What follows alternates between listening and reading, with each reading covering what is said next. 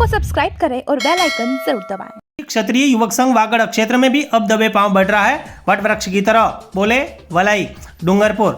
28 जनवरी को देश की राजधानी दिल्ली में हुए पूज्य तन सिंह की 100वीं जन्म शताब्दी के कार्यक्रम के बाद स्पेशल ट्रेन से डूंगरपुर पहुंचने पर मीडिया से रूबरू होते हुए श्री क्षत्रिय वागड़ संघ के पूर्व एवं मालवा के वर्तमान प्रांत प्रमुख गुमान सिंह वलई ने बताया कि वागड़ क्षेत्र में डूंगरपुर, बांसवाड़ा, सलूम्बर, उदयपुर में भी अब यह संगठन एक वटवृक्ष के रूप में विशाल स्वरूप ले रहा है, जिसका पुख्ता प्रमाण डूंगरपुर से स्पेशल ट्रेन के माध्यम से दिल्ली चलो कार्यक्रम में यहाँ के क्षत्रिय कौम के लोगों ने बता दिया। अनुशासित तरीके से पूरी कौम ने दिल्ली के जवाहरलाल नेहरू स्टेडियम को केसरियामय कर दिया।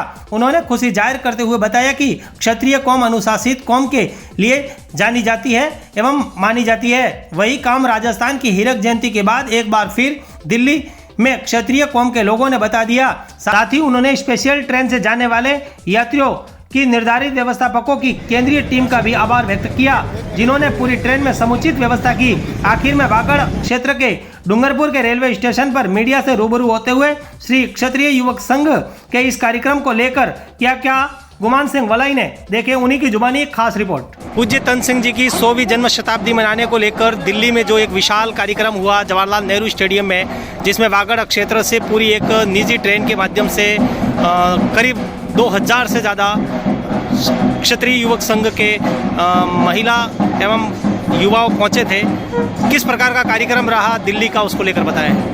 परम पूज्य तन सिंह जी साहब ने समाज को एक बहुत राष्ट्रीय मार्ग दिया। क्षत्रिय सिंह नाम के एक संगठन बना के, जिसमें बालक बालिकाओं में संस्कार निर्माण का, परिवार में सामूहिक दंपति शिविर, इसमें 4 तरह के शिविर लगते हैं। 4 दिन के, 7 दिन के, 11 दिन के, 14 दिन के दंपति शिविर लगते हैं। राजनीतिक शिविर भी लगते हैं। इस तरह का कार्यक्रम किया और इस जयंती समारोह में हमारा सिर्फ 100 साल पूरे 24 जनवरी 2024 को इनके जन्म के 25 जनवरी 2024 को इनके जन्म के 100 साल पूरे हो रहे थे। तो राष्ट्रीय प्रोटोकॉल के हिसाब से हमें 25 जनवरी को स्वीकृति नहीं मिली थी जवाहरलाल नेहरू स्टेडियम में, जो 28 जनवरी को मिली थी।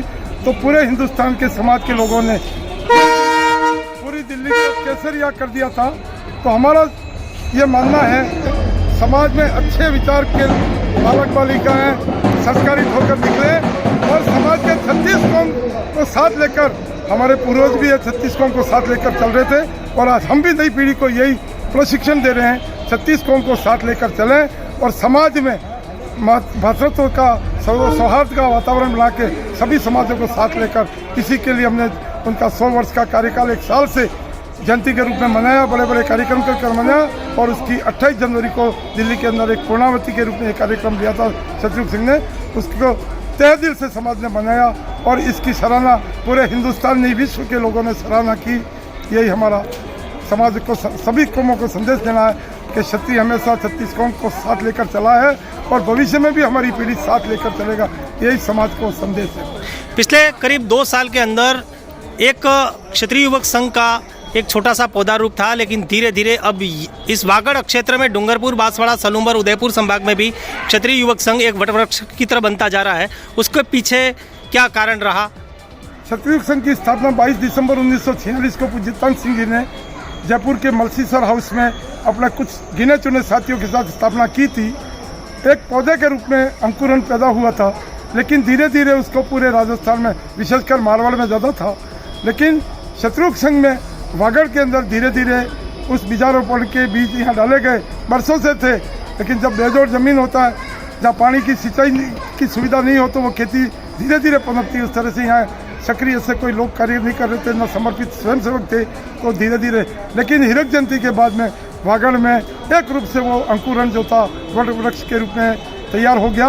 और आज क्षत्रिय सिंह के नाम से कहीं भी आह्वान होता है तो पूरे वागड़ हज़ार नहीं लाखों की तादाद में जहाँ भी क्षत्रिय सिंह कार्यक्रम आह्वान करता, वहाँ समाज के लोग बंधु पधारते हैं, सह परिवार पधारते हैं।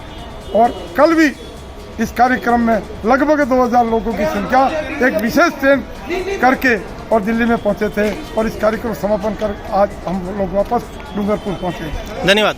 न्यूज 24 पब्लिक लाइव चैनल को सब्सक्राइब, लाइक और शेयर